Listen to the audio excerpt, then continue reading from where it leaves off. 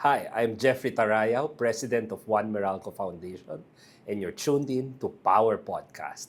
Welcome to Power Podcast. This is a channel where you can listen to in-depth discussions of issues relevant to the Philippines energy sector.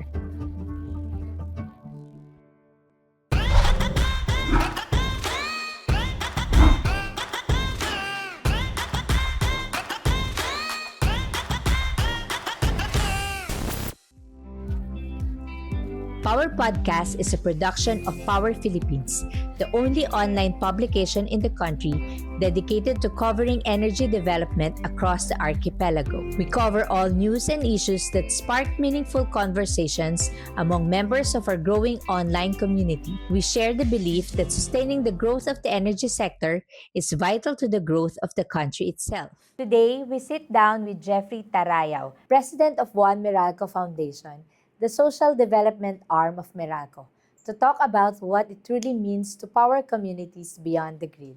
From his journey in corporate communications to leading one of the country's most active corporate foundations, we explore how energy access, disaster response, and environmental stewardship and partnerships all connect to nation building. What is the real role of corporate foundation in the Philippine energy sector? And how do you measure impact when over 52,000 families are touched in just 1 year? Let's dive in. Hi Sir Jeff, thank you at pinaunlakan mo ang aming invitation to be part of Power Podcast. Sir, marami tayong things in common. At Yeah. number one doon is that we're both Tomasians. Yeah, go So, Uste. yes, go Uste. So, I did some research. Yes. I'm 1 year ahead of you. Yun nga lang, medyo nagsangay ang ating, ang ating landas. I was AB journalism ako, tapos ikaw ay AB Communication Arts. But yeah. we both graduated cum laude. O, Wow. diba? Sisingin ko yun. Ako, after I graduated, pumunta ako ng dyaryo. But ikaw, iba yung iba yung naging career journey mo. So I was expecting production. So Yeah. baka pwede niyong i-share sa amin how you ended up leading the CSR arm of Meralco.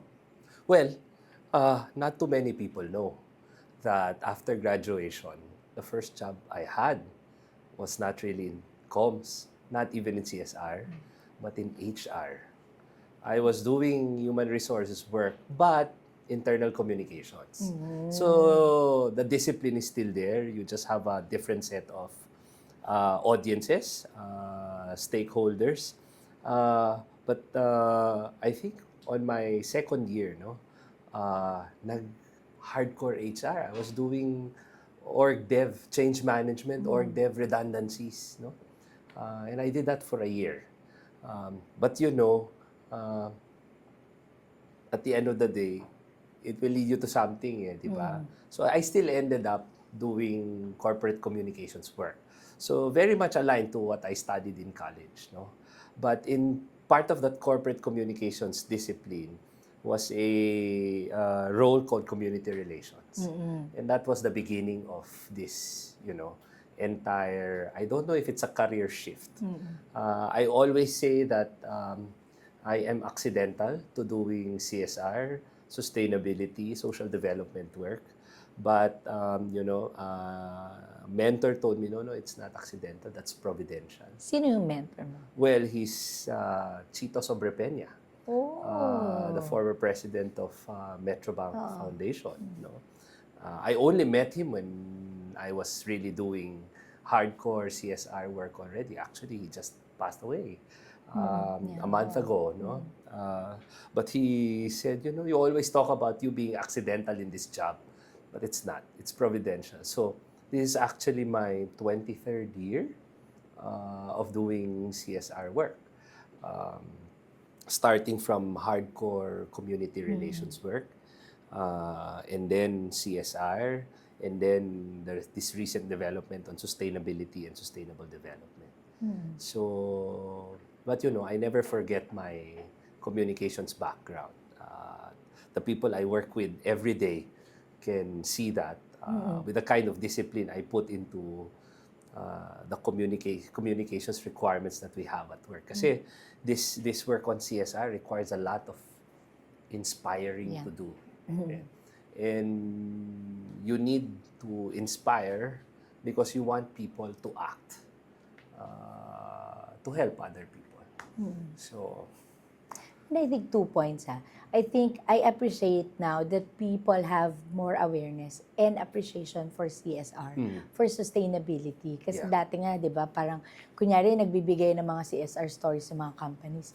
Hindi man lang, di ba, konti lang yung maglalabas ng mga stories Yes. na gano'n. Oo. Kasi parang feeling nila it's not palatable, it's not exciting versus kung kunyari nagtayo ng planta o di ba nag-increase ng capacity tong company na to.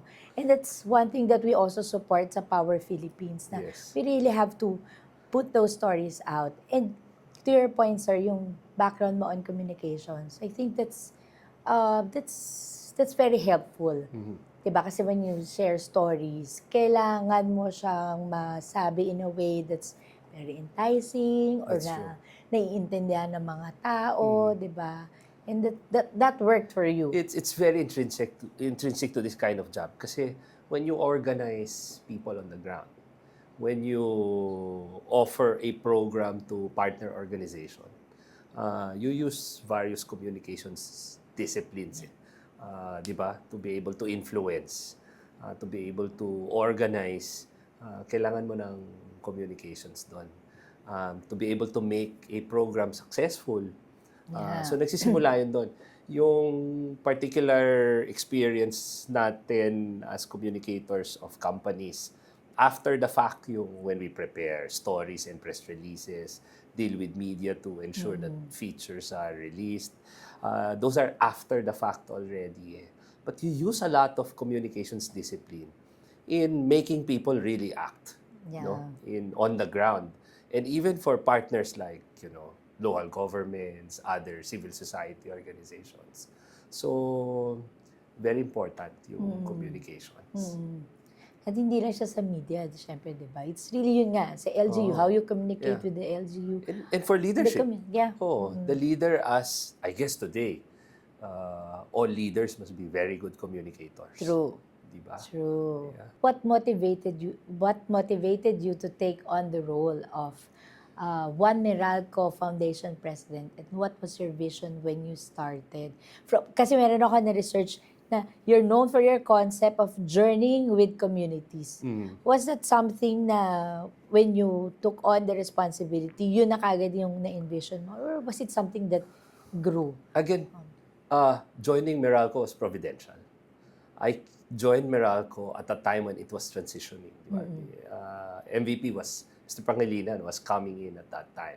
And so there was a bigger vision of transforming the organization. So it was very providential that part of that transformation is the challenge for its own corporate foundation, One Meralco Foundation, to be responsive to that transformation. And that transformation demands the foundation to be really providing access to electricity to segments of society who need it the most. Meralco operates in a franchise area. Diba? The foundation works all over the country. When I came in, yes, the operations of the foundation is a little franchise-centric. And that is just, understandable kasi we have to take care of the communities where Meralco operates. But part of the vision too is how do we now help communities across the country to really benefit from electrification? And that is the reason why we have this, huge community electrification of efforts that go beyond the Meralco franchise area. We've solarized schools, health centers, agri-facilities. So doon nagsimula yun.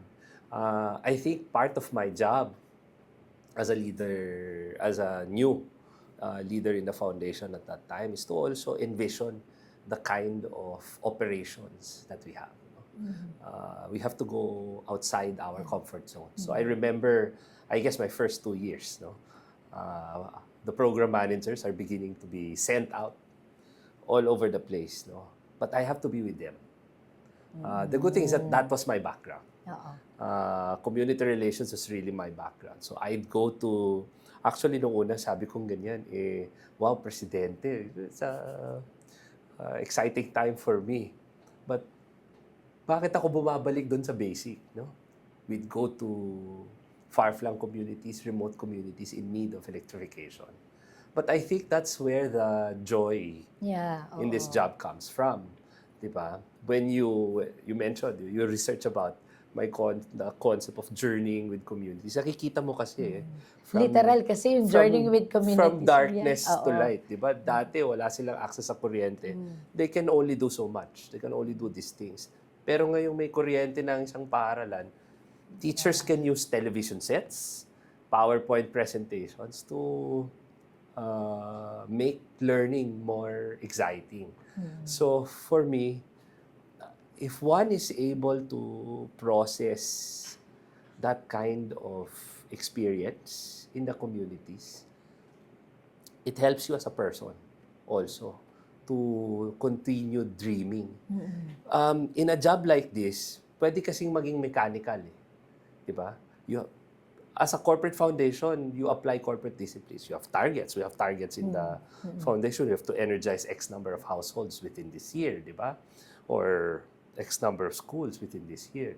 So, the challenge for us is hindi maging mechanical yun for us. Because here, I always say electricity is not our product. The product of One Meralco Foundation is hope. When we're able to energize a school or a health center, that hope must translate into something bigger than just having electricity or may ventilador na kayo or makakagamit tayo. Kailangan may malaking pagbabago doon sa komunidad. At yung pagbabago na yun is in terms of productivity of people, di ba? Of deepening engagements of students, their excitement to go to school, that they have better scores, no? So dapat enabler yung hope for better things in the communities that we energize. And yung transformation na sinasabi niyo, sir, it's moving away from the traditional na parang CSR of gift giving, but medyo mas strategic na CSR. That's why sinabi mo you've moved out of the franchise areas to also bring hope, bring electricity dun sa mga off-the-grid I guess that's also the gift that we're giving to the corporation naman. By default, this kind of job gives something to communities. So the other challenge is, what kind of value do we bring now to Meralco? Also, reputation. Because, in this country, laging nakadikit yung CSR work sa reputation building work. So, that's very easy. We also have to let the company understand what are the opportunities for you to, learn. From communities na walang kuryente before, ito pala yung solusyon, di ba? We have to build microgrids, you have to build, self-generation facilities. And I hope we were able to expose Meralco, our own people, to solutions, to challenges like that, where they could design solutions. Let me give you an example. We've energized a water access system in Barangay Ginsangan, Santo Niño, South Cotabato. I'll be very specific kasi ganun yung natututunan ko in our work. No? Nakikita namin, dito ganito yung experience. Our own employees in Meralco volunteered to design the solutions for that. And so, nakikita mo na iba't iba yung challenges in different communities. And most of the time, demand unique solutions also. And I think that is the kind of value that we can also bring to the company. They are exposed to problems like that, and therefore they're able to build solutions from the kind of resources that we have. inside the company. How was your academic training sa UST? And flex na rin natin, sir, dahil you had an executive education in Harvard and Macquarie.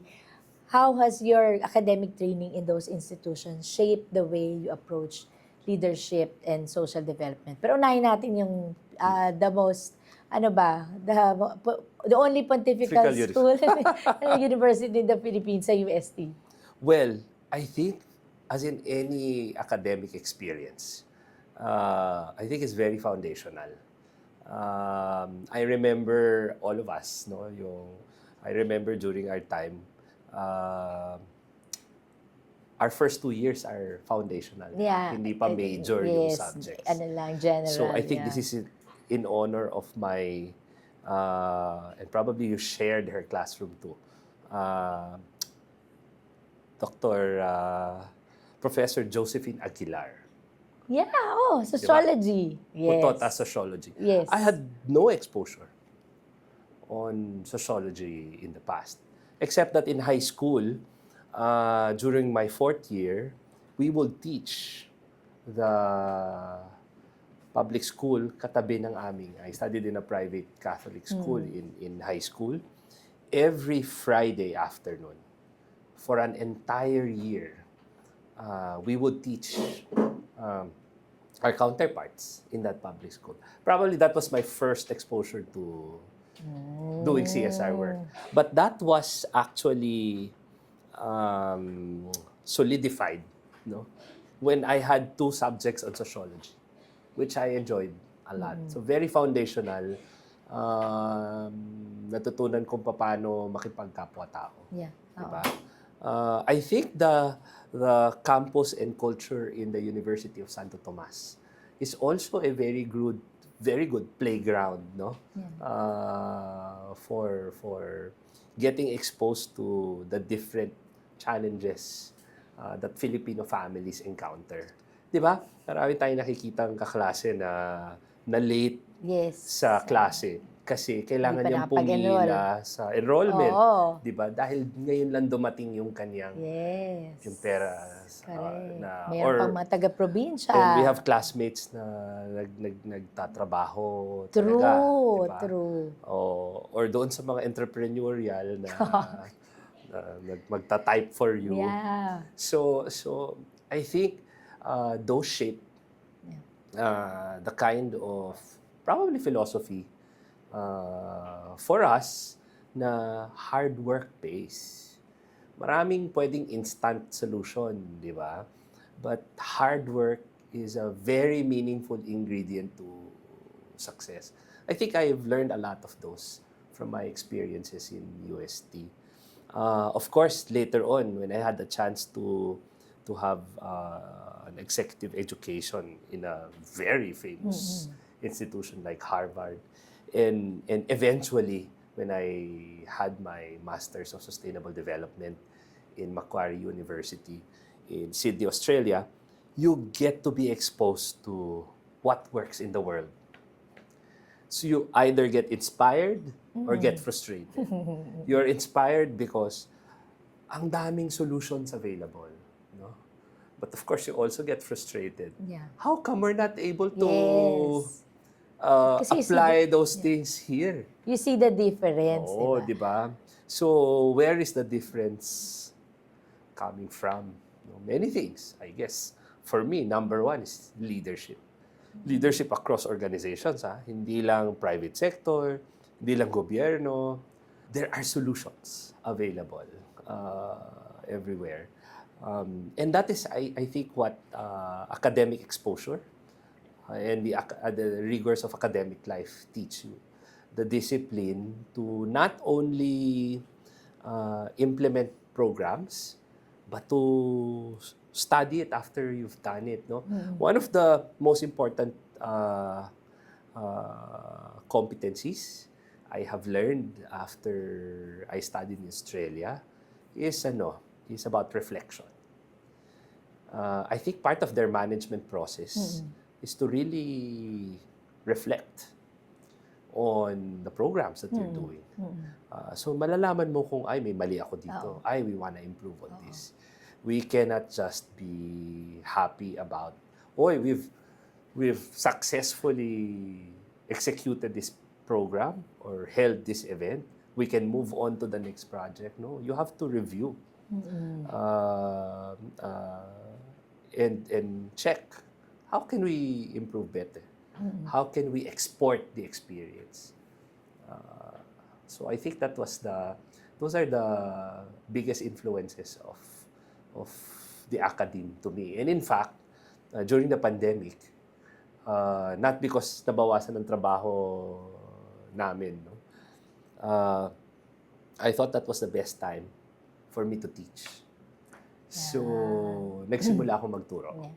Yun nga yung ano ko what I wanted to bring up is what's really commendable is that, diba, you had the opportunity to study in Harvard, in Macquarie, pero binalik mo, I mean, you went back to the Philippines. Even if nakita mo yung difference, even that if merong may frustrations on the side, Yeah. diba, you still chose to bring home whatever you learned. And now, nagtuturo ka pa sa UST. Because it can be very exciting. I remember Maganda magturo. when I was teaching, I looked forward to that was either a Tuesday or a Wednesday night. So I can speak for 3 hours straight. But of course, nakakatuwa rin na marinig yung konsepto ng mga estudyante. And so you know na you're also filled with hope na may pag-asa pa. Mararamdaman mo yon kapag magtuturo ka. Kasi they can think of so many things, di ba? Of course, meron ding students that you need to guide. No? May mga raw for din Oo, na mga kasi estudyante. kailangan, well, sa tingin kasi nila na kailangan lang nilang tapusin ito. Wala namang masama doon.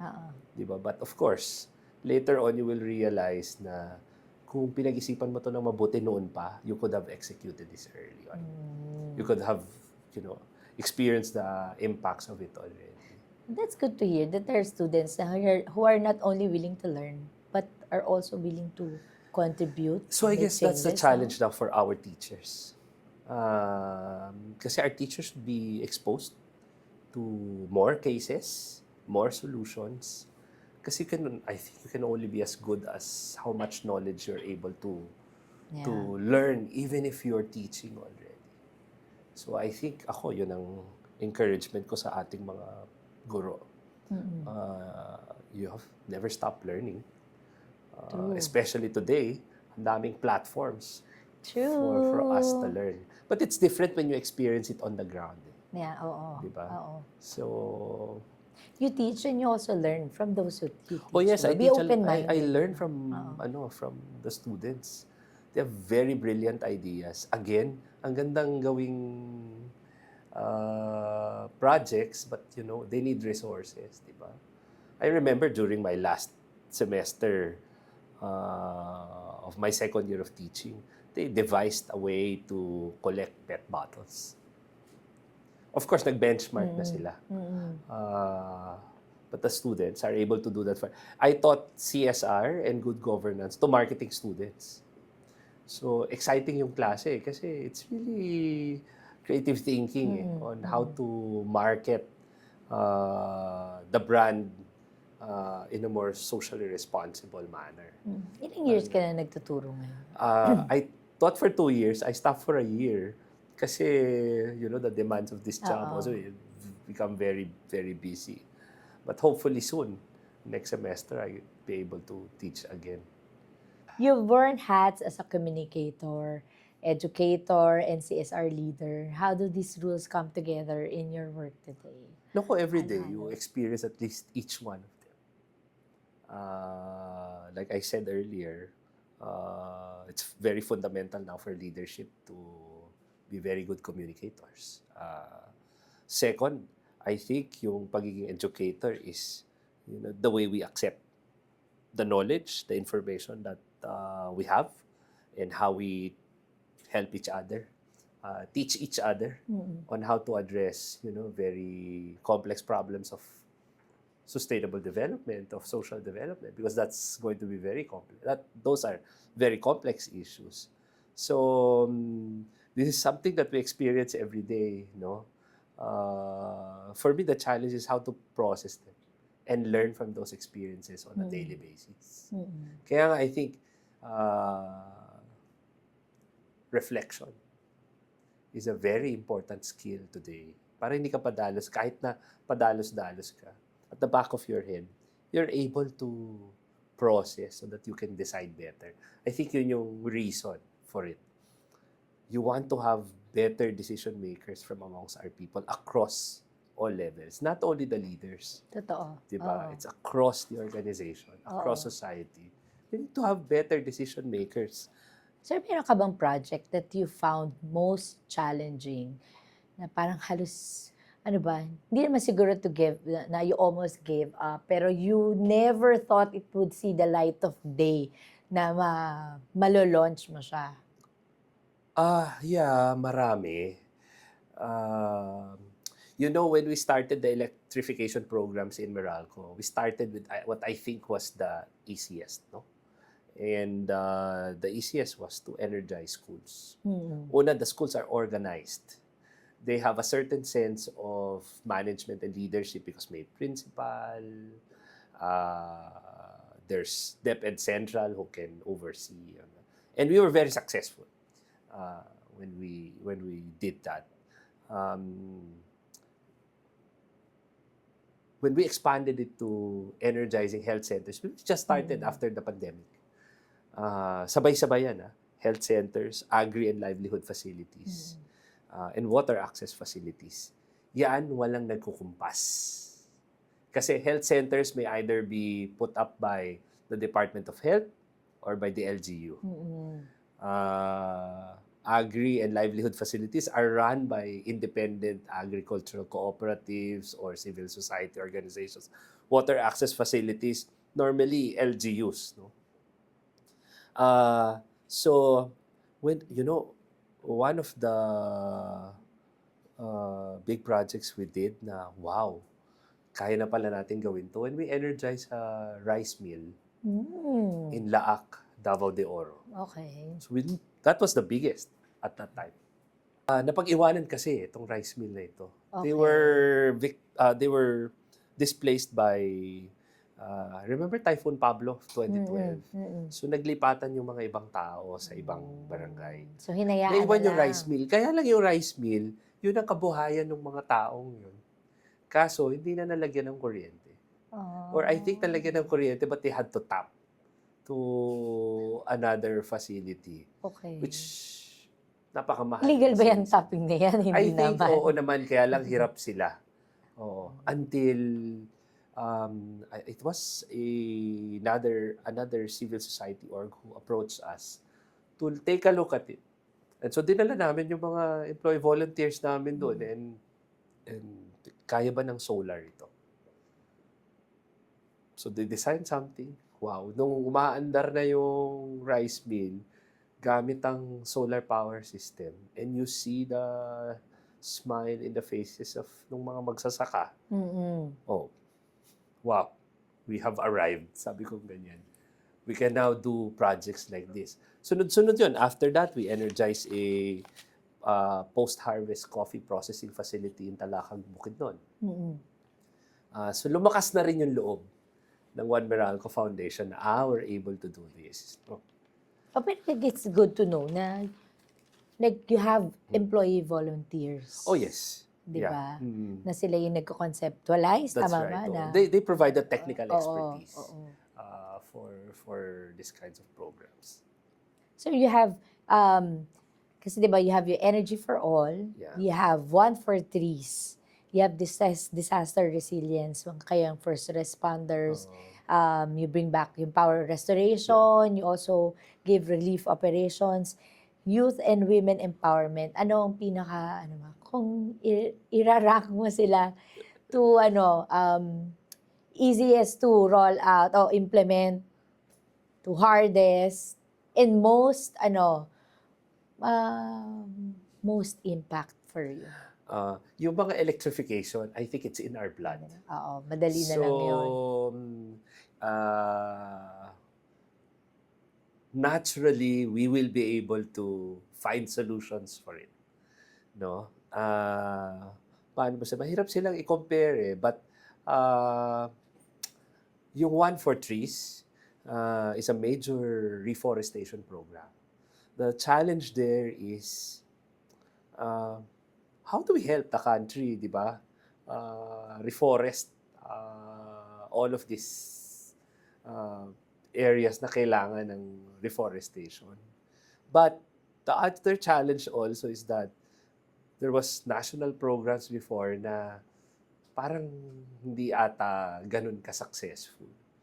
Anong template natin? Anong gagawin natin? Di ba? Okay. So, but fortunately, the solution is in people. We sought the partnership of different people's organizations who have proven successful reforestation. But we found out that there are two things. It's not only the reforestation itself, but turning that reforestation program into livelihoods of people. And I remember MVP telling me na, as long as nagdadala ng pagkain sa mga bahay ng mga magsasaka na yan, yung reforestation project, then you proceed. But if it's not helping the livelihood of our people, you better think of a better solution. Kaya agroforestry ang ano nyo. So, there are two ways for livelihood to come. First is that yung pagprotekta sa mga reforestation projects, dapat livelihood yun ng mga tao. Hindi pa yung agroforestry yan. Dapat may nakikinabang sila doon. So, the maintenance of these trees, the protection of these trees, yun ang kabuhayan nila. Second is, you have to, I think our partners naman will know that there should be a mix of hardwood and fruit-bearing trees. No? So, may agroforestry. At yun ay pinakikinabangan ng hindi naman communities. Hardwood ng paano naman Exactly. magiging sustainable kung walang fruit-bearing? But aside from those things, we also chose sites that have immediate impact on certain communities. For example, tawag dito, recently we were in Aklan, no? For a partnership with the Aklan State University because they're rehabilitating former fish ponds into mangroves. Because livelihood yun ng mga fishermen nila doon sa lugar. So, very important for us yung may immediate impact into the communities. Let's say, for example, we've partnered with the Butuan City Water District because they have to reforest their watershed. Kasi yun lang ang source of water in the city. So, may mga ganong impact yung tinitingnan natin. That's why we have to look for partners across the country. And we have very, very good benchmarks. In fact, the survival rate as of the end of 2025 is a very high 91% of the reforestation sites we've held. No? And that is really attributable to the people's organizations that we've worked with. Meralco is just there to guide and probably provide some resources. But at the end of the day, it's really those who work on the ground, our partner people's organizations, who really made it successful. Disaster resilience, I'm imagining ito ata ang pinakamahirap because you have to be there. Oh, yes. At nang hindi pa humuhupa ang lahat, di ba? That's right. Part of the transformation that we did in our disaster response is that, of course, we're expected to provide immediate relief, Yeah. no? All of this, and we continue doing that. But for us in Meralco, what is very moving is when we're asked to help for restoring power restoration, ang daming mag-volunteer na linemen to be assigned Talaga. Yes. That's So, I nice. remember Typhoon Yolanda. Yeah, oo. I was about to Uh, ask you that. the biggest actually the first that we ever had was Typhoon Pablo. That was in 2012. Okay. So, nagpapunta kami ng employees, no? Volunteer employees, tsaka equipment in Davao Oriental. Napakalayo niyan sa franchise area Oo, ng oo. Meralco. But what was very telling was Yolanda. Yolanda happened in November 7 or Yeah. November 8 of 2013. I think we were there around November 20 already. Mabilis yun kasi they have to organize pa. Ibang klase yung sa Yolanda. And we were in various towns. Not only Tacloban, we were in Palo. We were in Aklan. We were in Sara, Iloilo. And we were there for almost 3 months. Oh. And that was Christmas, ha? I remember, and ayan, I get goosebumps, no? Our own employees were assigned there, yung mga linemen, sir, sabi nung ganyan, ang kawawa yung mga schools. So, we did a fundraising for 1 month for Christmas. It's called One Day to Give You. So, your minimum donation was yung sweldo mo for that day. And we were able to raise funds to build 9 classrooms. Wow. For that. And we surprised the community by joining their simbang gabi. And then in-announce nung mga team na naka-assign doon na we're building a classroom. Ang tawag namin doon Project 9 Mornings. Remember the movie 9 Mornings? Hello, Piolo Pascual. So, Makakalimutan ko ba yan? We surprised the communities by announcing after the Mass that we're building a school that was devastated during Typhoon Yolanda. All came from donations of our employees. So, tawag dito, yun. So, it was a very moving year for us. Because of Yolanda. Hindi naman affected yung franchise area ni Meralco Oo nga during that time. But we were sending people. We were there for 3 months, pabalik-balik. So, sunod-sunod yun, no? Typhoon Odette at the middle of the Omicron variant of COVID. We were in Surigao, Bohol, Cebu. In fact, I felt very lucky when I was one of the first to go to Cebu. Kasi nakita ko kung what might happen in Manila if that happens to us. How do we organize? Sinong tutulong sa atin kapag down lahat ito because of any natural disaster that might bring that impact. No? So yun, ang mga empleyado namin, andun ulit. Kasi Pasko yun Christmas, New Year. So many Christmases, many New Years. I think that volunteerism spirit of our linemen particularly is very unique to Meralco, and that is what we want to build in the foundation. Now we're able to respond, particularly because we have this kind of competency, skills-based volunteerism, because that's very critical for response and recovery to happen in different areas affected by disasters. But more than competency, feeling ko, it's really the shared values. Oh, yes. Diba? Ng mga empleyado. Correct. Nakikita nila kung anong impact ng walang kuryente. Kasi diba, I mean like, kunyari, bibigay ka ng sahod mo for 1 day. You don't have to, hindi ka naman obligado, but for you to give that to someone, so to help someone, that's very big. Diba? That's why I think yan ang napaka-importanting role namin in the foundation. We should be able to give those opportunities, build those platforms so that people, whether they give in terms of treasure, talent, or time, are made possible. For Filipinos who are in need. And dami namang nangangailangan. So, that is the kind, I guess, of culture that we have in Meralco. So last, meron kayong youth and women empowerment. So Yes. How, ano ba, anong any noteworthy Yeah. na You know, project? for how many years? 15 years already.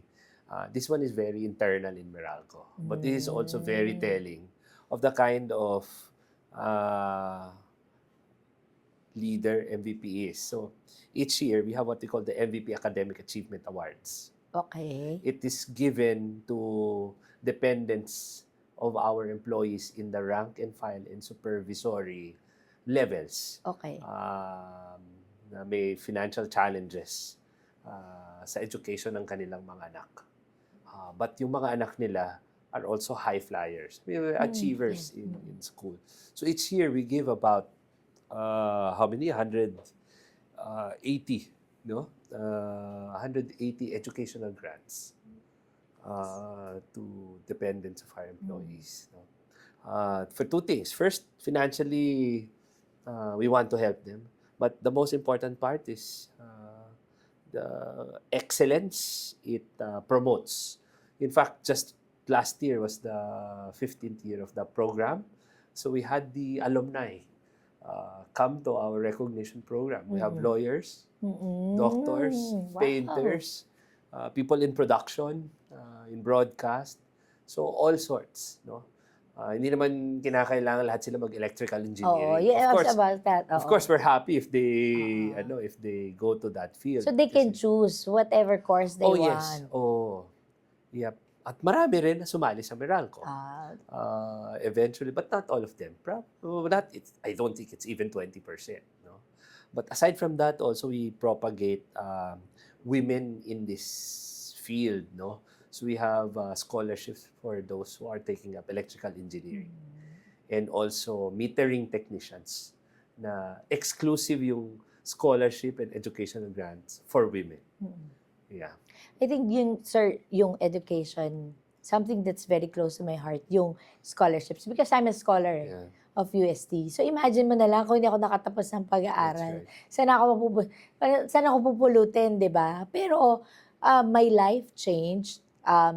At that time, my mom, I was 17 when she died of breast cancer. So talaga na-wipe out yung kabuhayan namin. So you were in school at that time? Yes.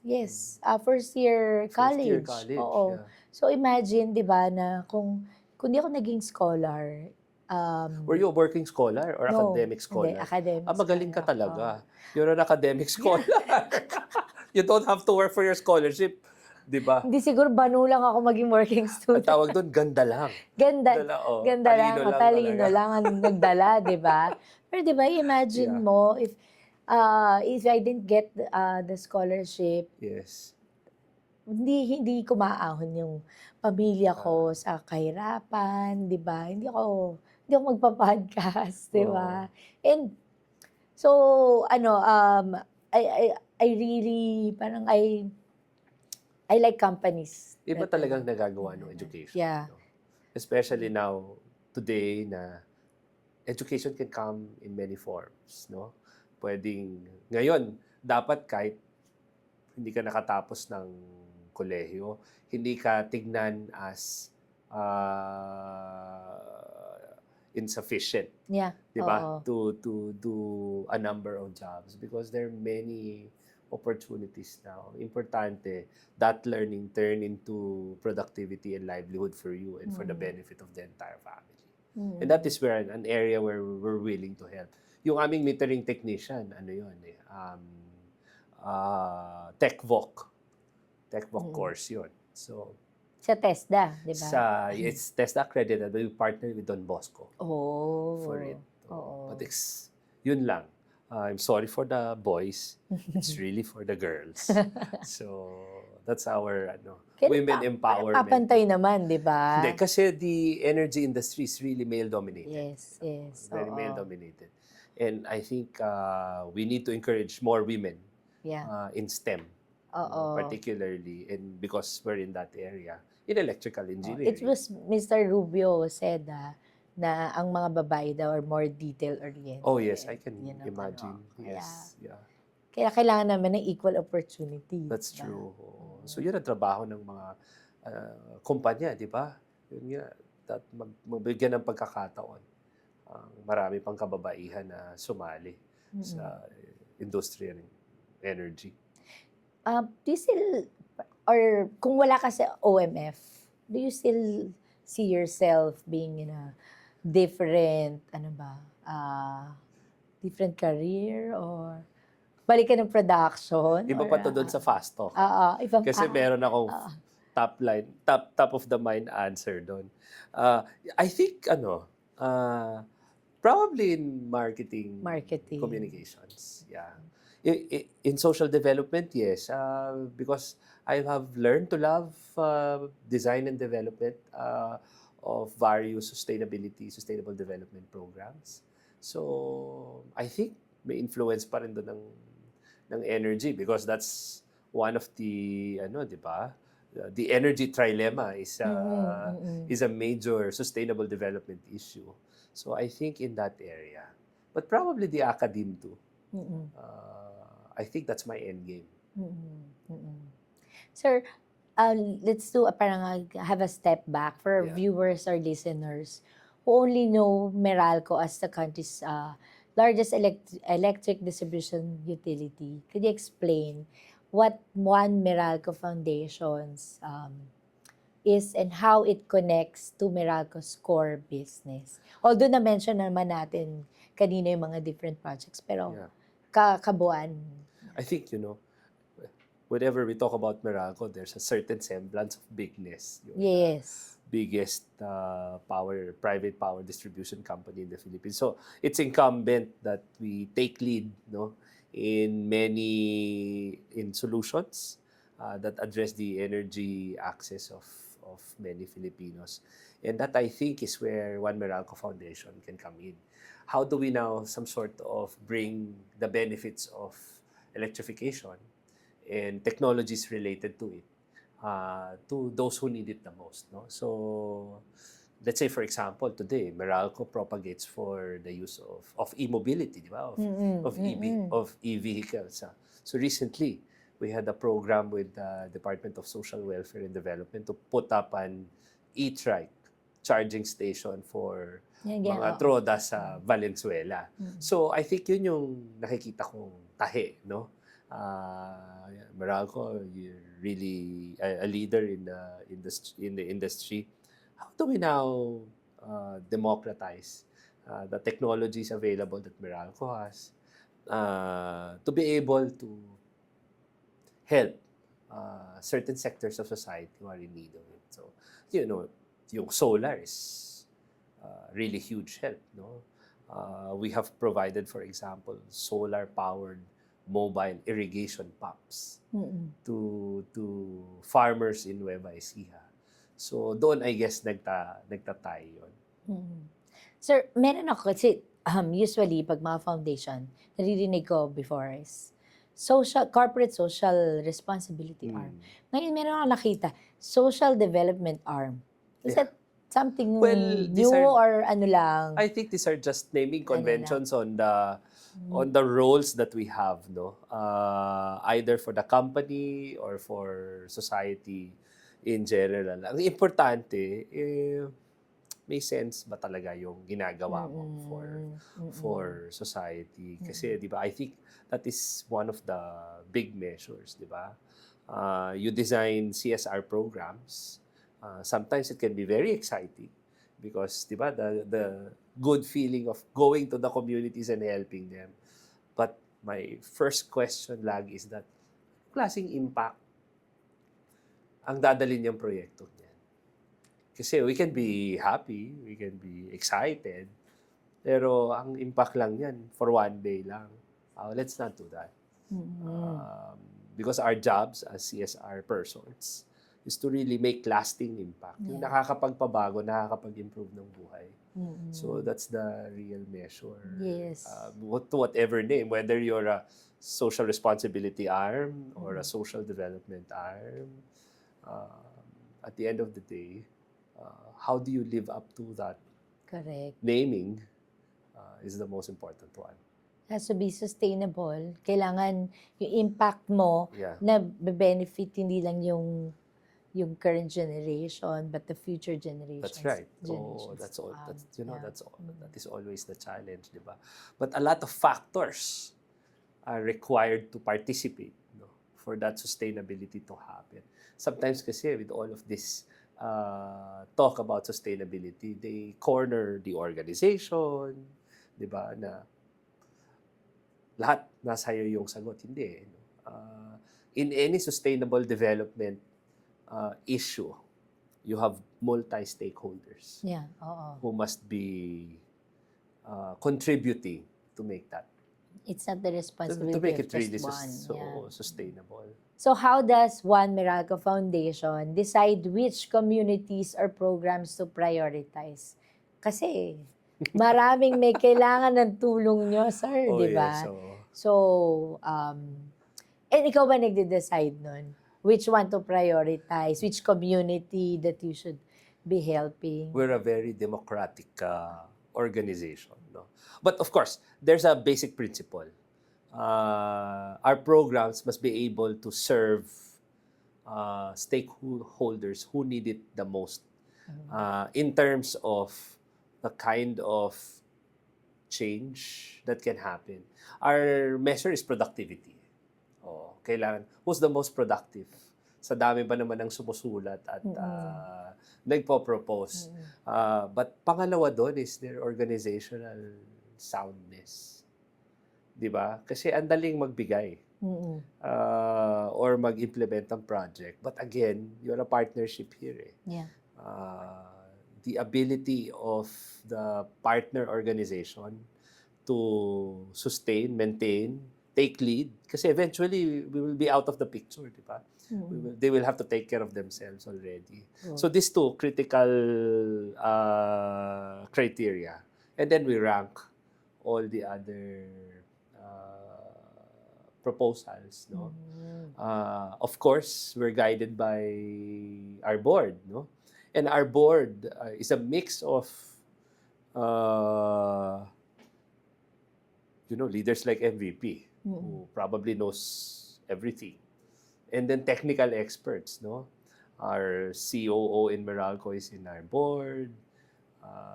President of MGen, Manny Rubio, is in the board as well. So they have the technical expertise in all of these things. So we scrutinize all of these programs. And yes, at the end of the day, we make the final proposal. Most of the time, I decide kung sino. Experience will also tell you na unahin natin to over this. But of course, there are also situations wherein, like for example, our own employees in Meralco, they would recommend and they would fund.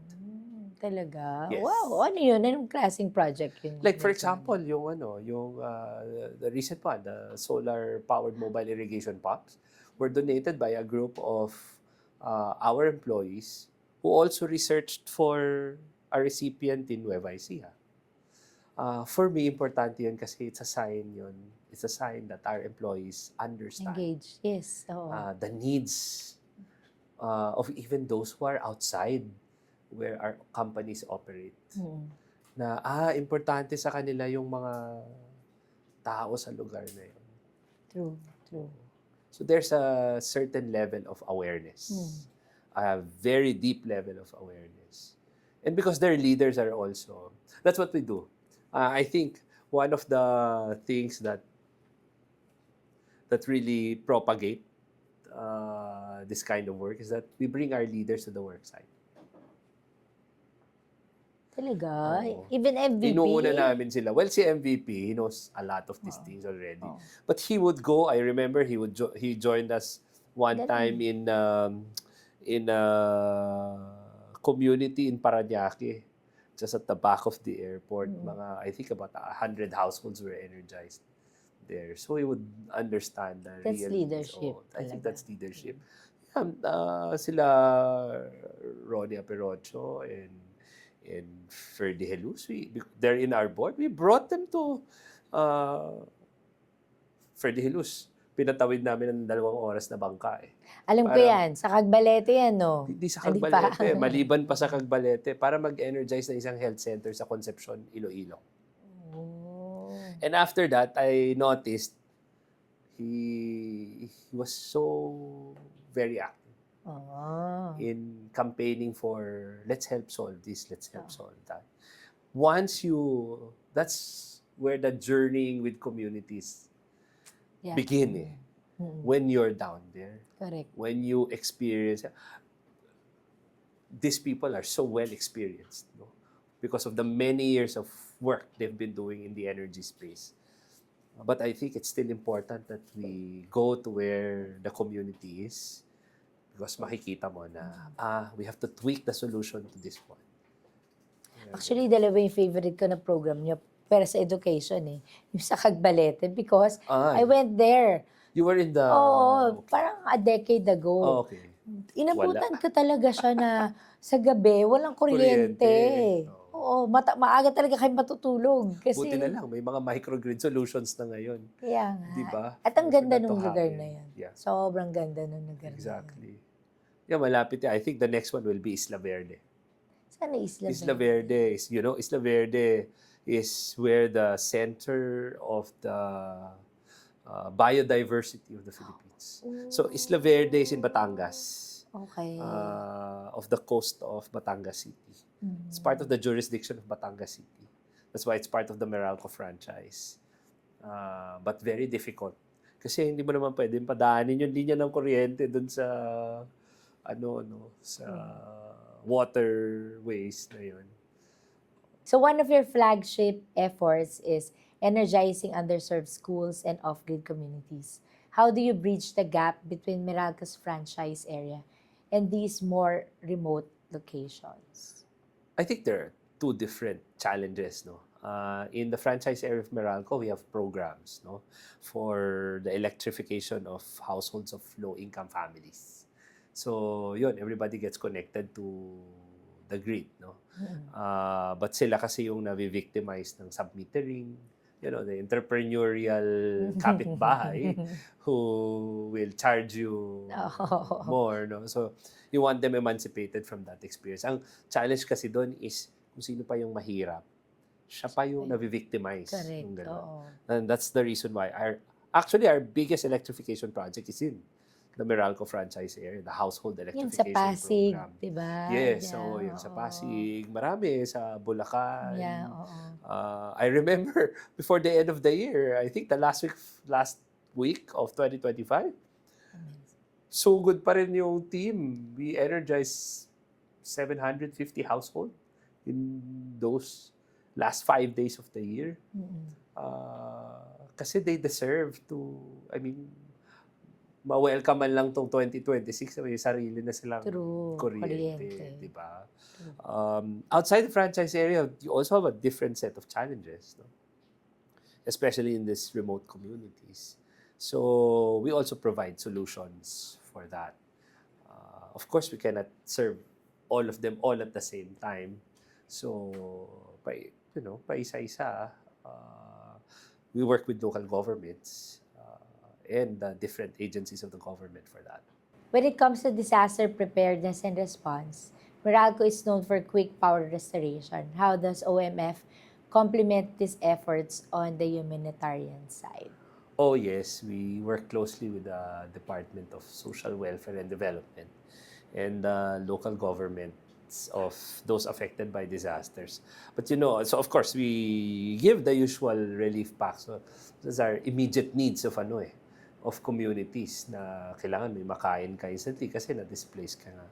But I think in the past 2 years, because of our program called Light Up Pilipinas, which is the distribution of solar lamps, we have noticed that ang hinihingi na sa amin ngayon ay laging puro solar lamps during disasters. Kasi nga naman kung nag-iintay pa sila ma-restore ang power or nasa malalayong lugar sila at walang kuryente, the solar lamps are really very helpful. So, last year alone, we've provided some 3,000 solar lamps. No?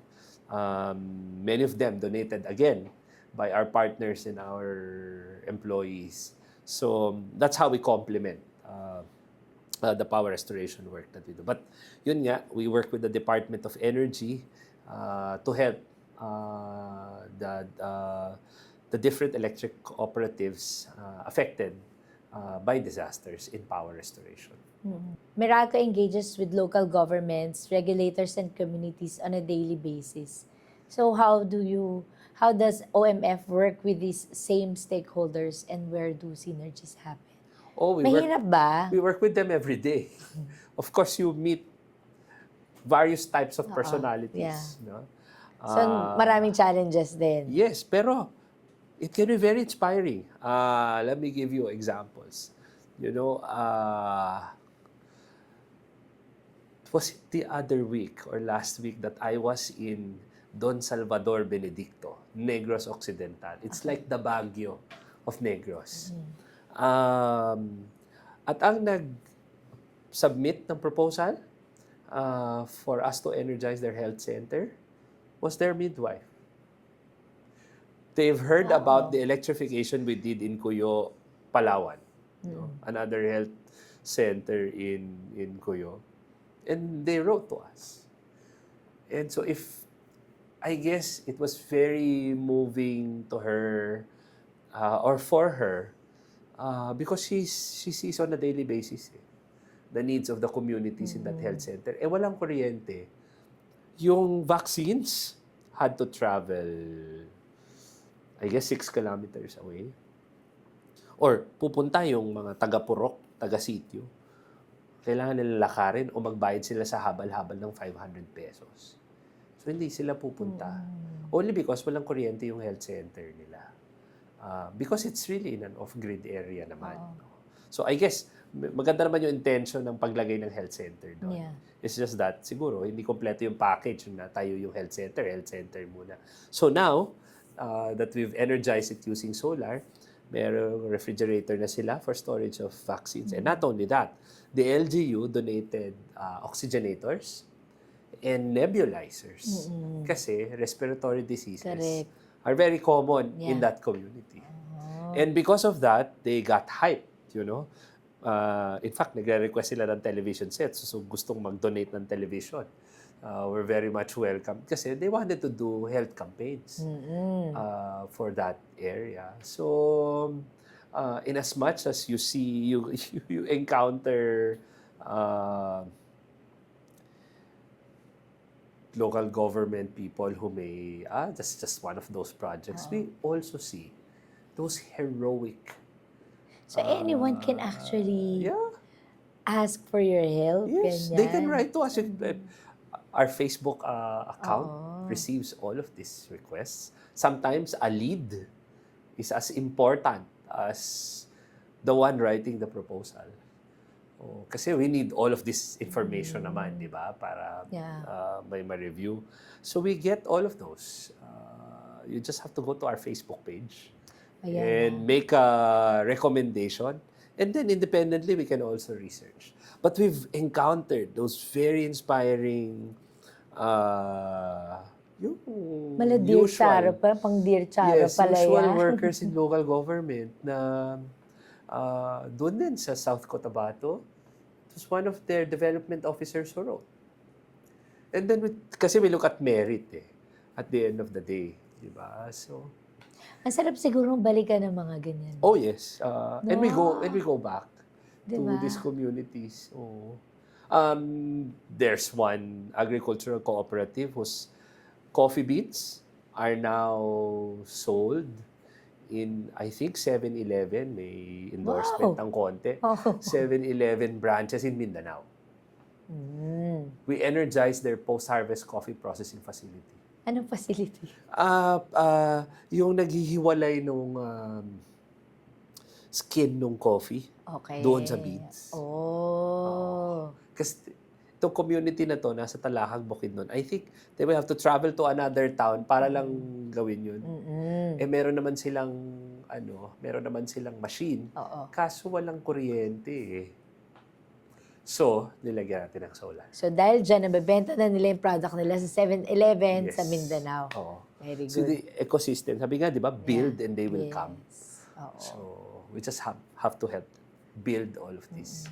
And then, pag nabalitaan yun,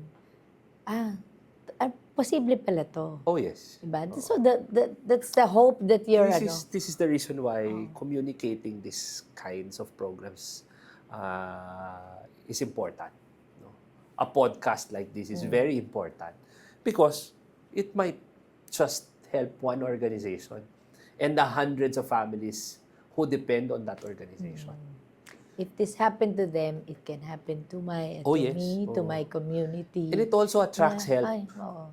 Hindi lang from One Meralco Foundation, but for other organizations might get interested. True. It's not that I can be helped, but I can also help. That's true. Very good. Very good. That circle of giving True. must be propagated, di ba? So, can you share examples of partnerships? Kasi katulad nga na sinabi niyo, other organizations can be part of it. So, can you share examples of partnerships with other organizations, whether in energy, education, or environment, that expanded OMF's impact? Okay. Marami. Of course, let me enumerate. The biggest probably is with the Department of Education. Kasi we work in their entire system to identify schools which need electrification. And it's not only the central office, it's really the different division offices who would work with us in very far-flung communities. No? Second, we work with agricultural cooperatives, no? For various. In fact, sa kanila lagi yung lead. Hindi kami yun nagre-research on our own at mag-isa-isa. It's our network of civil society organizations. You know, we also work with other CSR departments in other organizations. So, of course, we work with the other foundations in the MVP group. But we can also work with, we've also worked with, let's say, for example, Manila Water Foundation to energize a water access facility for the Dumagats in Norzagaray, Bulacan. So, maraming prospects, maraming partnerships. And doon mo makikita, we can only do programs in this scale because of partnership. So, that's very critical. From your perspective, how is the role of corporate foundation evolving in the Philippine energy sector? Ito nga, di ba kanina nasabi mo, from traditional charity to strategic CSR? Two things. I think first, CSR departments or foundations working in the energy space, we must always continuously equip ourselves with available technologies, available developments in this sector because it's really growing. It's a good thing that most of the solutions are now highly exportable, di ba? Solar, for example, e-vehicles, for example. That's the first one. Continuously improving our knowledge on this business. Second is that dapat masipag tayong pumunta sa mga lugar sa Pilipinas na talaga nangangailangan ng electrification because, you know, to some, electricity is a very unsexy product. Di ba? But it is also very fundamental for the growth and development of people. Di ba? Kung walang kuryente ang mga paaralan, ang mga health centers, ang mga livelihood facilities, ang water access facilities, for the fundamental services, the basic services cannot be shared, cannot be implemented. So, in a country like ours, archipelagic country, marami pa tayong trabaho kailangan gawin. I think we met recently with the Department of Energy, many opportunities for partnership, many opportunities for us to work together to really help our Filipinos on the ground who are in need of electricity access. Electricity is enabler. It is. Of everything. It's literally empowering. Diba? Correct. OMF recently partnered with Meralco to donate over 15 million to uplift host communities. What were the key areas of focus? I think this is MGen. Of course, I see. Meralco makes a donation. MGen also made a donation. Because we have to take care of the communities where our facilities naman are located. Particularly, for example, MGen is as a growing company where they're putting up all of these solar farms, diba? They're expanding some of their power plants. You have a unique mindset, no, for facilities-based CSR. Marami niyan sa Pilipinas, no.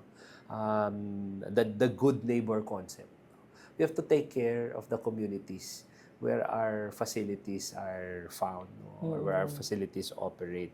And this is in the form of, supporting education in the locality. I think MGen has been supporting a lot of the health centers in the vicinity of their power plants, their facilities, no?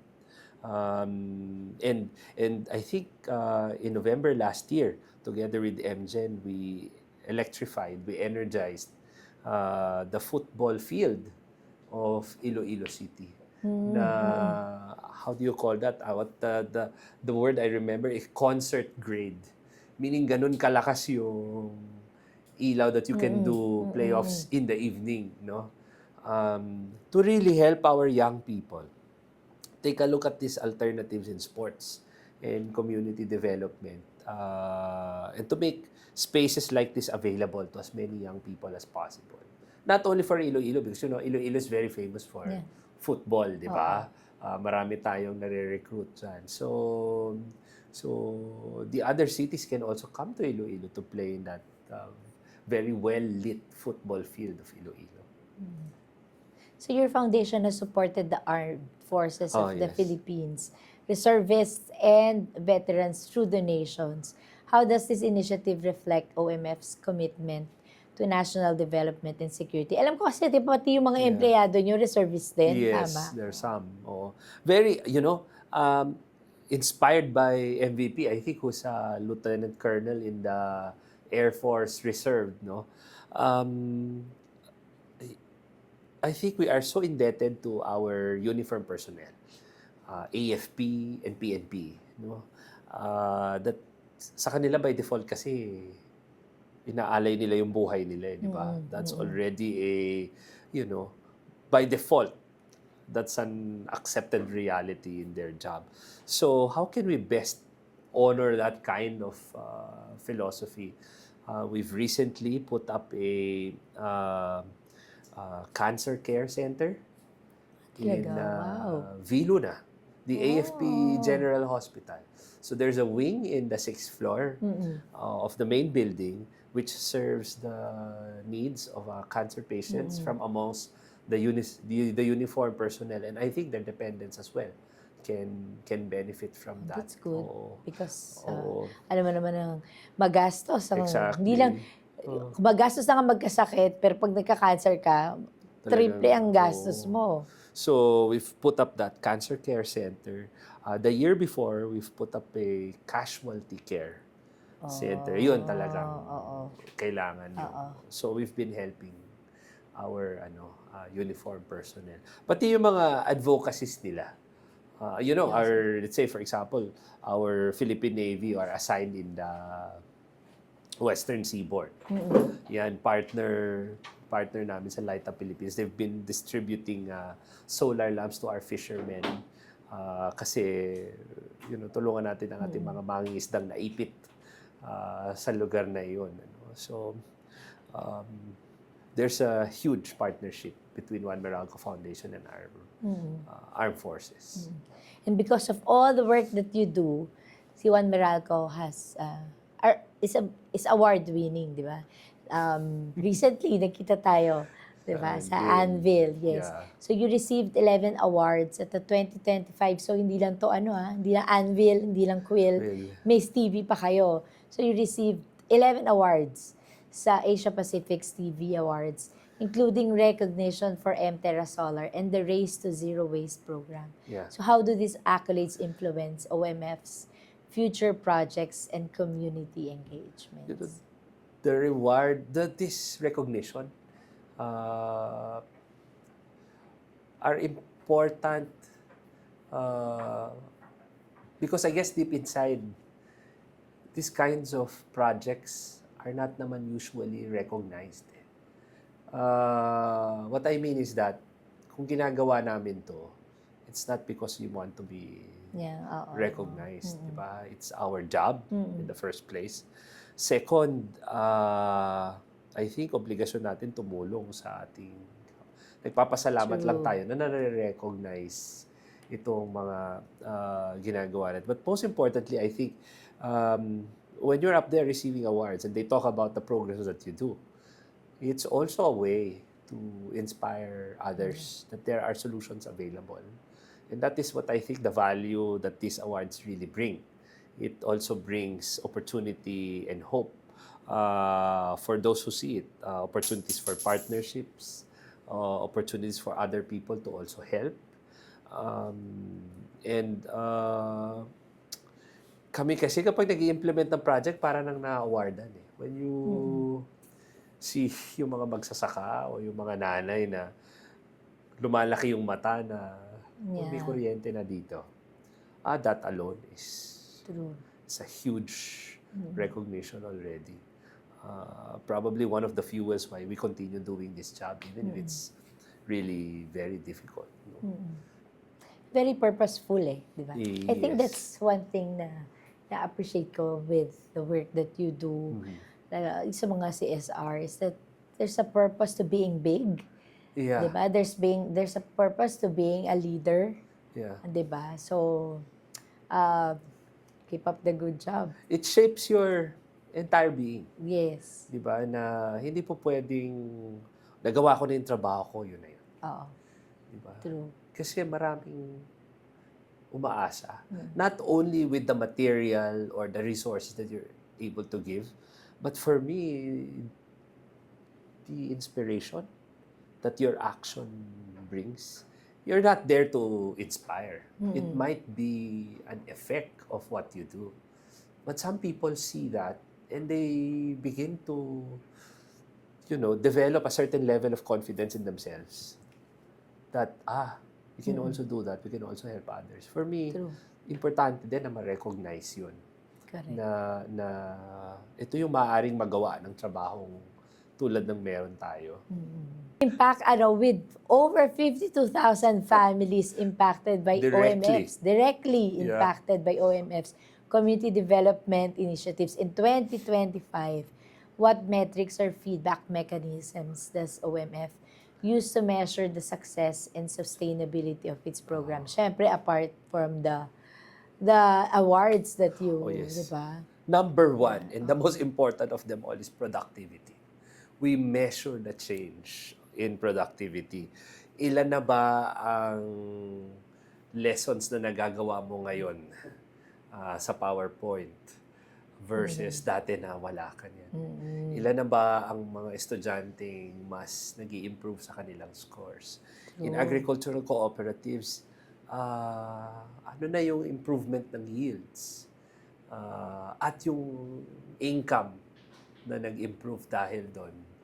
Water access, dati magbabayad ka ng 600 pesos para makakuha ka ng filtered water somewhere else. Ngayon, andito na yung tubig sa harap mo. Ano na yung mga magagawa? So, the number one measure for us is really productivity of our people. Kasi because of that, they can become really empowered to do more things for themselves, for their families, and for their greater community. So, that's always what I check, what we check. And then, if we fail on this, how do we remedy? What can we improve? Parang ganyan. I was wondering if you have if you measure or there's a metric that you do na nakikita nyo if it was paid forward. Diba? Na parang, may natulungan ka, may nakapag-inspire, nakatulong siya ng iba.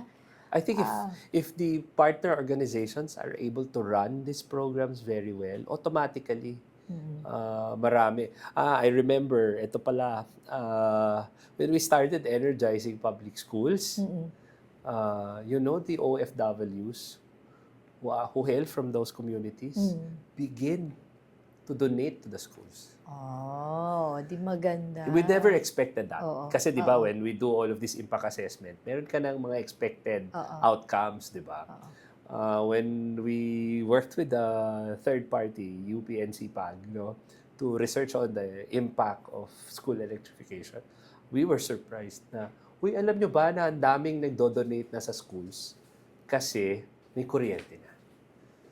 So, probably, one, unintended impact of that program. May nakapansin na sa kanya. Someone is willing to invest. Exactly. Kasi apart nga may from kuryente you. na. O sabi ko naman sa kanila, syempre kapag nag-donate sila ng TV, refrigerator. Remember, one school, nakakuha sila ng refrigerator. Sabi ko, hinay-hinay lang. Because you have a certain limitation in this system. Huwag nyo lang silang pagsasabay-sabayin. Di ba? You don't want to overload the system. Correct. So, these things, Yeah, there's one Baka mag-trip naman yun. health center in Tanay Rizal na after we energized.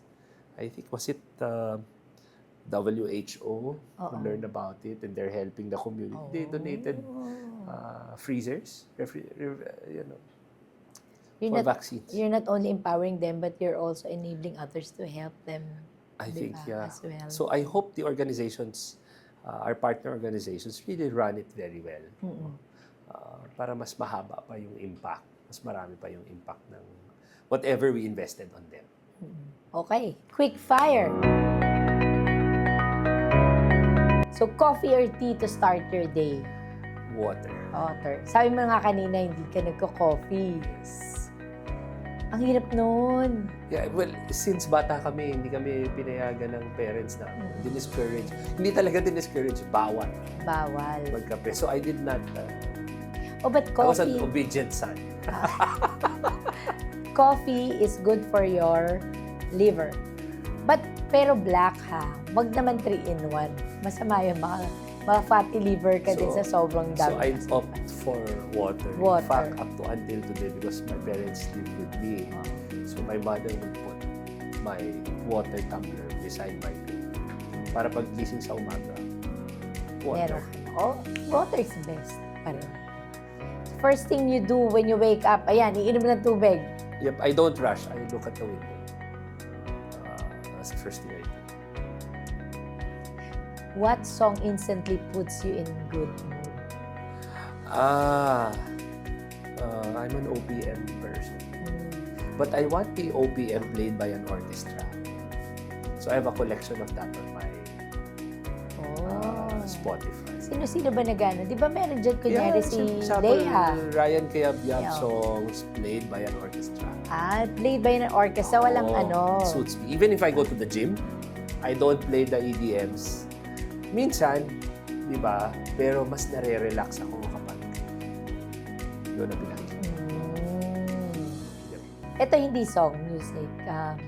Tawag dito, speaking of orchestra. Kasi since I've read this several times, iba-iba mga sources, na yung Beethoven's Fifth Symphony, it kills cancer cells. Yes. We must propagate. Oo. So, yun ang pinakikinggan ko. Before yung mga Diana Ross kung mga yung mga tugtog, yun mo na yung inano ko. And I'm able to concentrate. Yes. So, meron daw certain frequency. Ako, the likes of, you're familiar with John Williams, Ennio Morricone. So, these are the music that, kung gusto ko ding maging alive, I listen to them. Our own Philippine Philharmonic Orchestra, you just have to look for them on Spotify. They have this good selection of our Filipino favorites. Yung ballads, but played by an orchestra. So, it suits me. Sige. Hanapin ko yan. Favorite book you keep going back to? Manila by Nikwak. That's our local book. The other one is Warrior of the Light by Paulo Coelho. I'm a collector of coffee table books. I want books which have a lot of pictures. Kaya even yung version ko ng Manila May Manila, hindi yung old version na text lang. Meron siyang may mga caricature siya.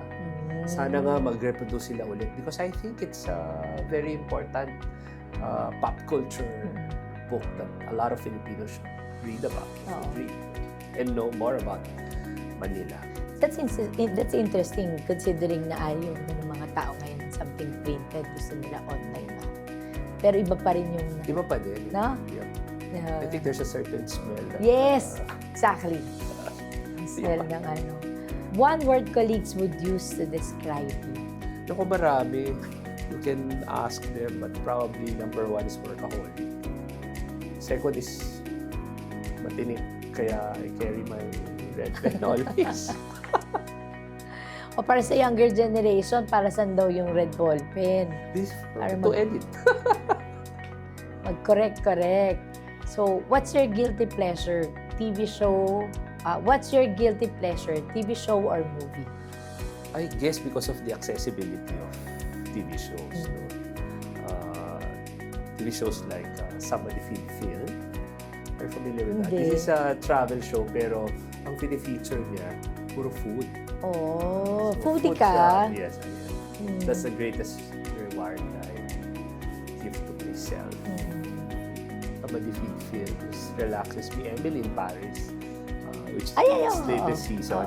But ito, you know that I watch Tanglao Talaga? religiously.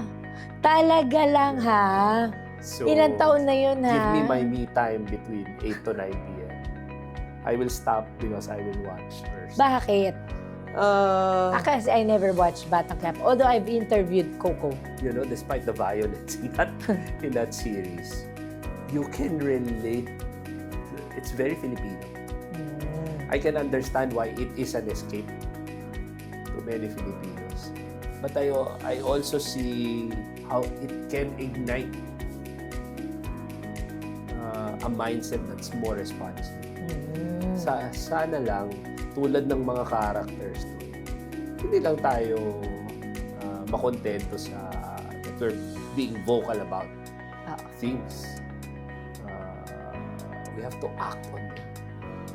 Pero di ba mag-e-end na yun? Malapit na siya matapos Malapit March siya. 13. So I told my team, please, give me this period. Hindi, kasi mapapanood mo naman siya sa isang platform kahit hindi mo ma-catch yung 8 to 9. But it's funny, like last year during my birthday, when my team surprised me, ang team ay Batang Quiapo. Oy, pero kasi si Coco din, i-enables, i-empowers people. Yeah, kasi Diba? I Ang think, dami niya. I think the Totally. Filipino spirit is there.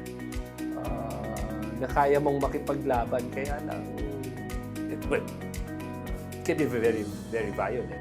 But I think the ideologies that must keep us alive are seen in that series. Sir, dream travel destination you haven't been to? Oh, Sa dami ng inikot mo.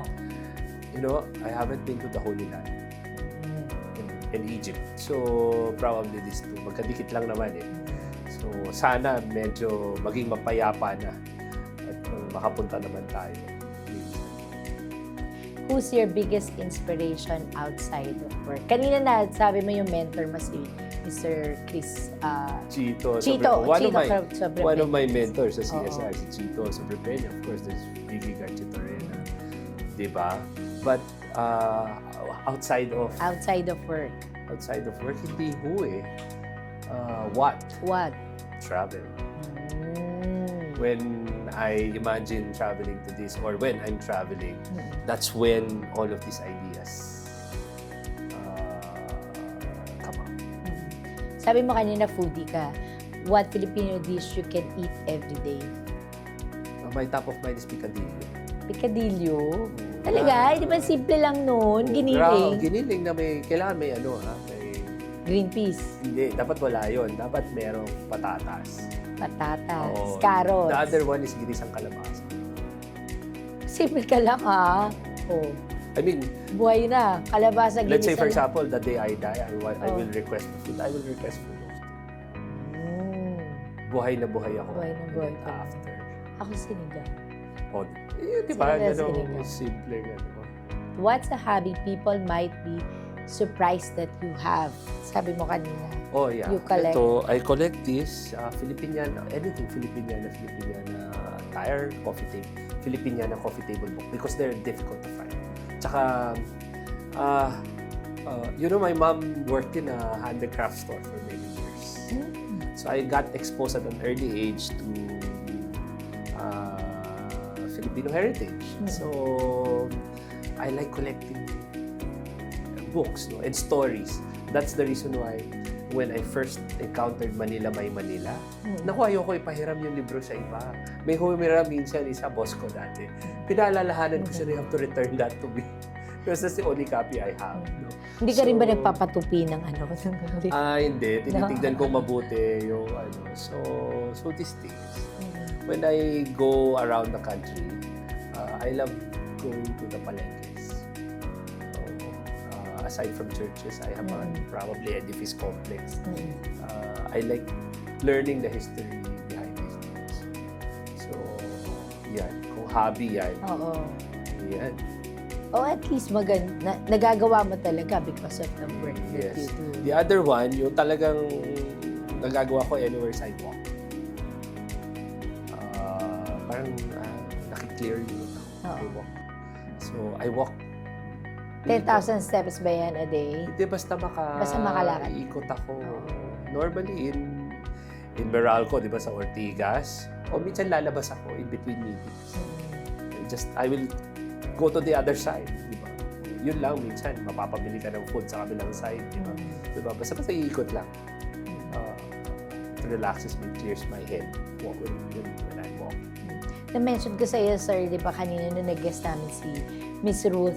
Oo. Sabi ko sa kanya, sasabayan ko siya na mag-Filipiniana. Pero na nakita ko nga dun sa isang mall, gaano kamamahal yung mga Filipiniana. Sabi ko, Miss Ruth, hindi na kita masasabayan. Kasi ang mamahal ng mga Expensive. it's so expensive. But ang ganda-ganda ng tela. Yeah. Actually, if you, when you travel around the Philippines, hahanapin mo lang sila. Talaga. Kasi hindi sila located in one area madalas, di ba? Ito nga, last week we were in Aklan. Sabi ko, magkaroon naman ng Aklan to the weavers of Pinya. They're very beautiful. And because I guess na-expose na sila sa designs because of social media, they're able to produce better designs now na yung mismong community. So, sana lang na ibaba pa naman. Challenge yung presyo talaga. Maging affordable. Tulungan natin. Maipababa ang presyo. Ang ngayon is si Bayo. Nag-aano sila, nag-iiba sila ng mga damit. And that's, I think, yun yung nearest na Filipiniana na nakita. If you go to Abra, they have very nice designs. Abra. Kailangan lang nila matuto ng mga innovative cuts. Kasi it can be very traditional.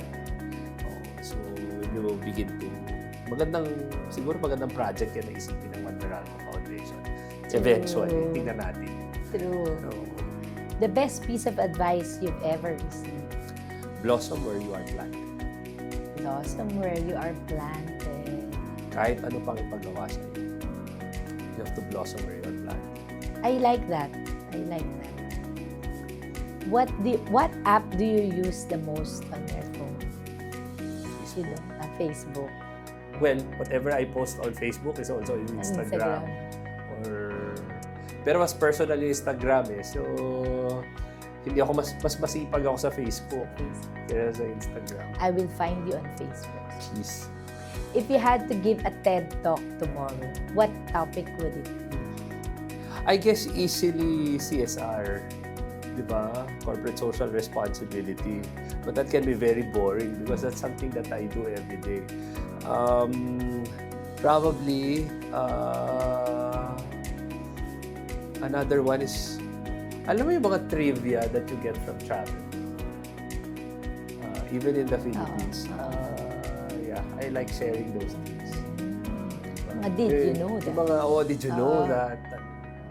Because when I travel nga for work and I have time to drop by somewhere, I like learning. Ano ba bakit may leon dito sa harapan ng simbahan ito?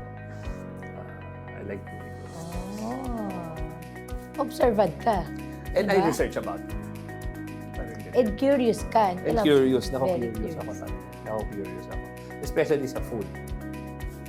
Though hindi ako adventurous. Gusto ko lang yung history nila. So, hindi ka kakain ng, alam mo yung, sa Pampanga, Bawa, yung mga exotic. oo. Let's leave it to the others. I will do another story. Complete the sentence. Success for me is... Is when I make my parents happy. And my Oh, immediate that's so family. nice. That's so nice. That's yun lang. Kasi everything else you can make happy. To make your parents happy is, I think, yun. You are every parent's dream. Sana yung anak ko maging Because ganun. I've seen the struggles and sacrifices.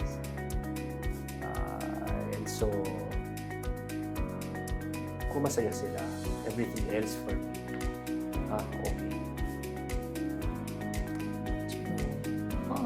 Baka umiyak kami dito. So, yeah. And you know, the other thing is when you know you're ready to meet your maker. So yun. Kasi yung I know I'm successful and I make my parents happy. That's not for me. If it's for me, when you're able to tell yourself, I'm ready to meet my maker anytime. Ayun yung success. Yung nakadepend sa inyong dalawa lang. Diba? You know, ewan ko, ba't hindi yung Thomistic philosophy sa buhay ko? So, Thomas says, our end is to be able to see the beauty of see God, diba? So, yun. I mean, nanatili yun sa akin.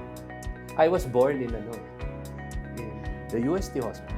Talaga? So, probably there was this great connection. Oo. March 9, di ba, yung birthday mo? Yes. Kasi That is 2 days mag-research. before Thomas died. Oh. 2 days after. I think he died March 7. So, merong very deep connection sa akin. So, I'm not afraid. I always say that. I'm not afraid. Move on. Am I ready? I think I am. Do I want? Not yet. Not yet, yes. There are some things I still want to accomplish. But yun, I mean, I think I am successful.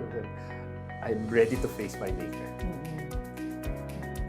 Kaya nga kanina, di ba, I was mentioning na everything that you do, think, lalo na ako, because I've survived cancer, is that parang ang realization ko is to make everything purposeful. Yeah. Di ba? Oo. Very intentional. Ngayon, ganun na tayo dapat. Kasi because of your experience, Yeah. di ba? You realize that life can sometimes be limited. Yes. Di ba? Yes. And in that, and then you realize also that life is really a gift. No, na, It's a privilege. Oh, it's a Yes. privilege, di ba?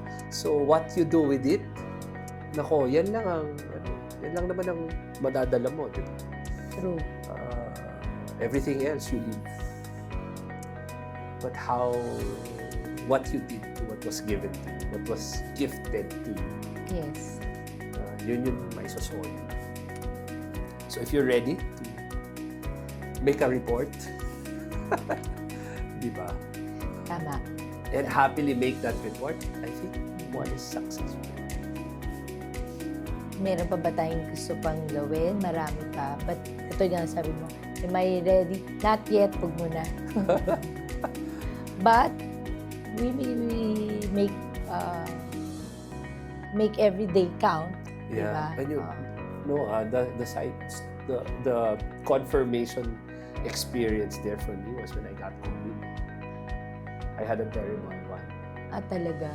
Ano ka ba? Yung na-intubate? No, but I knew already sa sobrang hirap huminga. I knew already this is the last night. Talaga. happened? So, hirap ako mag-inhale. Oh. So, yung utak ko, mas natakot kung mag-exhale ako kasi alam ko mapuputol siyang gano'n.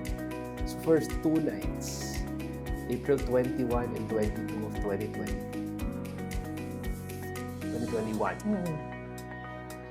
So, sabi ko, ganun pala yun. Instantly, it can really disappear.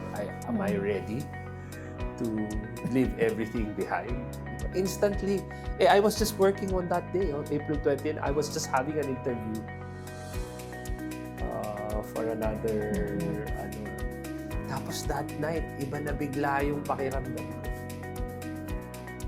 And yung, hirap po. Alam mong mapuputol siya. So, wala na lang ako nagawa that night but to pray, di ba?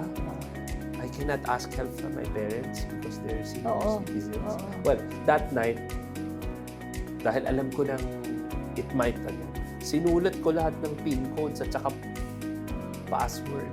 Nasa na kaya yung papel na yan? Well, natutunan ko rin na to prepare for it. You know? So I messaged my sister, if anything happens, you have to check this paper. Kasi, I don't want na mahirapan kayo. So, yun, I realized 2 things. You want to be successful, you just have to make your parents happy. Second, you just have to be ready. Anytime you meet your maker. And make that report. Is what I do. You'll never know kasi. You'll never know. Baka mami, ano yun, ang last thing that you did, dimang away ka pa ng kapwa mo. Nakakaya naman kay Lord, di ba? Well, that can happen, pero, di ba, hindi mo maiiwasan na meron kang hindi makakaintindihan. But are you ready to tell him that despite all of these shortcomings I have had, ginawa ko yung gusto mo mangyari, di ba? True. Parang gano'n. Kasi everything else, okay. We will never be remembered naman eh. Diba? Because somebody will always be better than us. True. Oo. Somebody will always be better than us. At one point, everybody will just forget us. So it's just between you. I agree. Ayun. And that wraps up our podcast. Thank you, Thank you. Sir Jeff. Thank you. It's a privilege to... It's also a huge privilege. I was able to review myself because of this talaga, interview. Diba? Parang napaisip din ako. Energy is more than infrastructure. It is access, it is opportunity, it is resilience. Through electrifying underserved schools, supporting host communities, responding to disasters, and building long-term partnerships, One Meralco Foundation shows how corporate purpose can move beyond compliance and into real, measurable impact. To Jeffrey Tarayao, thank you for sharing your insights on leadership, sustainability, and service. If you enjoyed this conversation, follow Power Podcast for more discussions with leaders shaping the Philippine energy landscape. Follow Power Philippines on Facebook and LinkedIn for more updates too. I'm Mayie Tanglao, and this has been the Power Podcast.